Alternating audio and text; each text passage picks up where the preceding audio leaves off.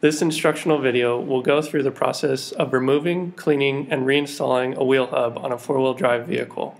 These steps are for a 1976 Ford Bronco hub, so please refer to owner's manual for specific types and sizes of fasteners and for proper torque specs. The tools required for this project are needle nose pliers, flathead screwdrivers to use for prying, a Dana 44 specialty socket, a socket set both 3/8 and 1/2 inch drive, a 1/2 inch drive torque wrench, snap ring pliers, an Allen wrench set, a jack stand, hammer, a jumpsuit, which is optional, an oil and chemical drain pan, rags or towels, latex gloves, and the owner's manual for the vehicle. First, prepare your workstation and vehicle. Safely jack up the vehicle and remove the tire. For this project, we will not show you how to properly and safely remove the tire to support the vehicle. But this is a very dangerous step and should be approached with caution. Once the tire is removed, clean any dirt and grime off the hub and brake caliper assembly. Gather the required tools and make sure you have plenty of room around the vehicle and a workbench to set your parts.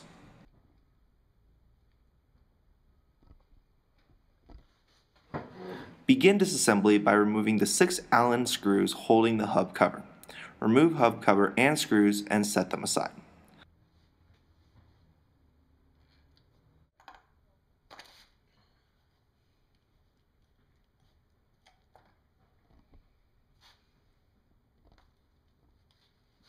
Locate the small circlip holding the outside edge of the locking mechanism into the hub. Remove the circlip with a flathead screwdriver and needle nose pliers by squeezing the clip. Set the circlip aside.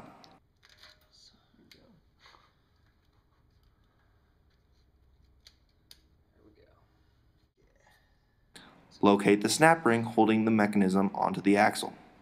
Remove the snap ring with the snap ring pliers by opening the snap ring and pulling it off the axle. While holding the mechanism inside the hub, this is where another person can help you hold it, set the snap ring aside.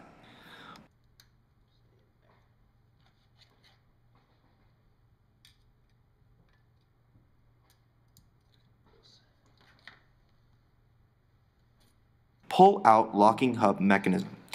But be careful, it is spring-loaded and can spring out at you. Set mechanism in a chemical pan. Locate the outer hub nut. Use Dana 44 specialty socket and a 1/2 inch drive socket wrench to remove outer hub nut.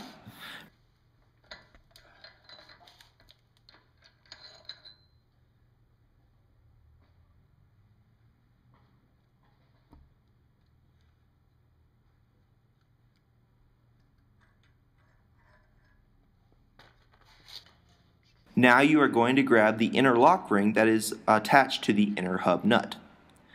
Now that you've removed that, you are going to do the same step and remove the inner hub nut by repeating the process.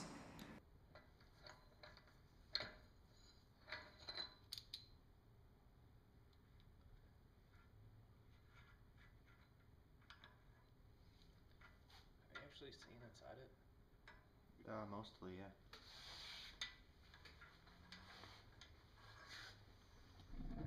Light up.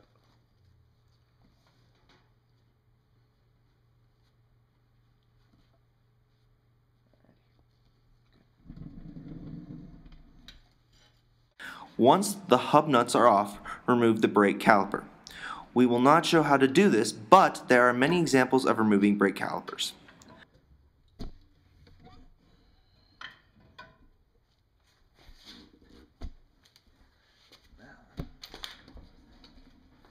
Now the hub housing is ready to be pulled off the axle. It helps to shake and pull at an angle. Another person can also assist in the removal. Once the hub housing is free, take it to the workbench.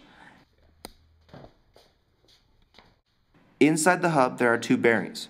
Remove both bearings and place them in the chemical pan. Now you are ready to clean the parts.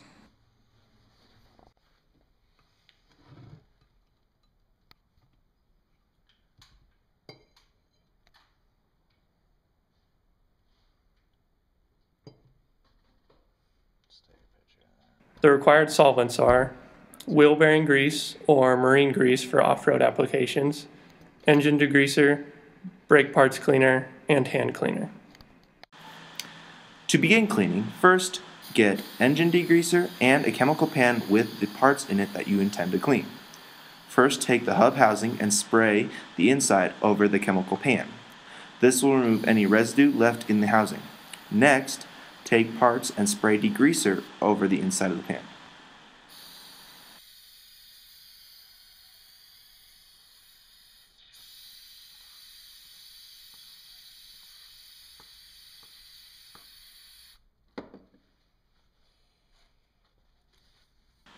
Now, take clean dry rags or towels and wipe degreaser off bearings, locking mechanism, nuts, and housing.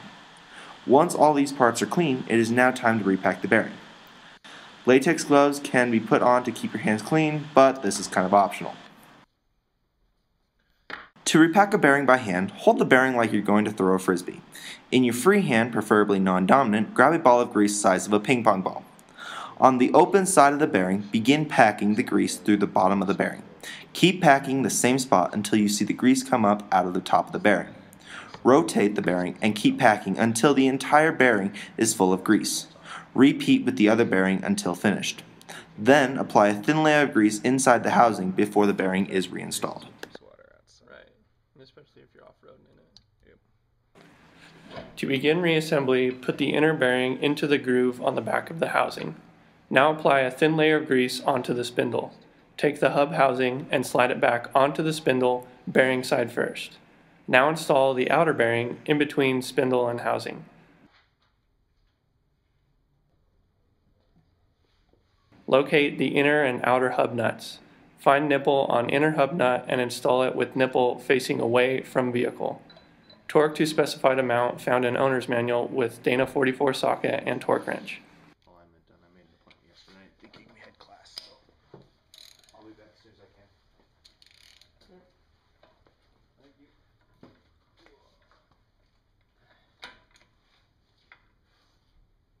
What would you call those torque specs just for the axle?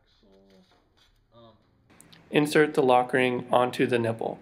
To properly fit it, the inner hub nut may need to be slightly loosened to fix lock ring onto the nipple.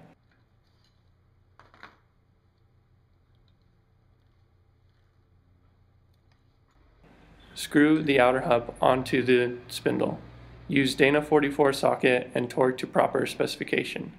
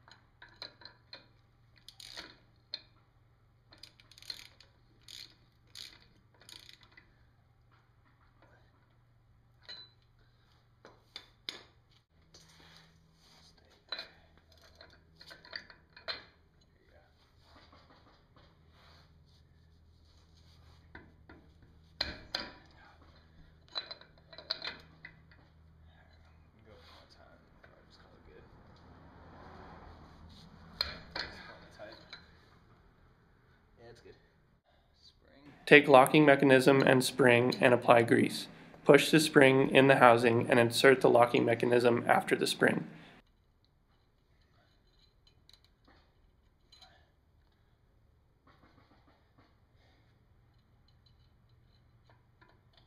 Be careful with this step, as the spring will try to push the locking mechanism out of the hub. Do not let go of the mechanism until the inner snap ring is installed with the snap ring pliers. Once this is done, you may let go of the mechanism spring assembly.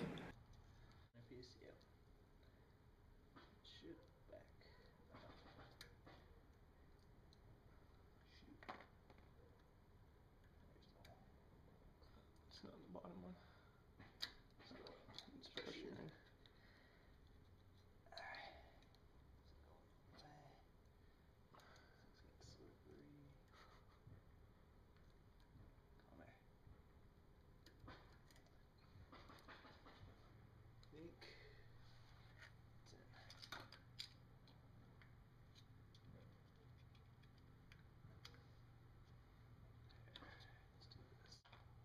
Apply another layer of grease on the face of the locking mechanism and then align and push the cover onto the hub.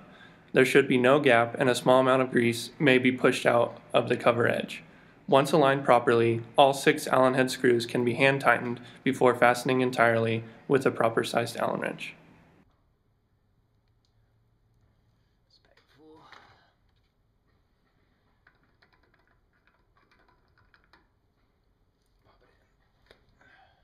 Sweet. Ta-da!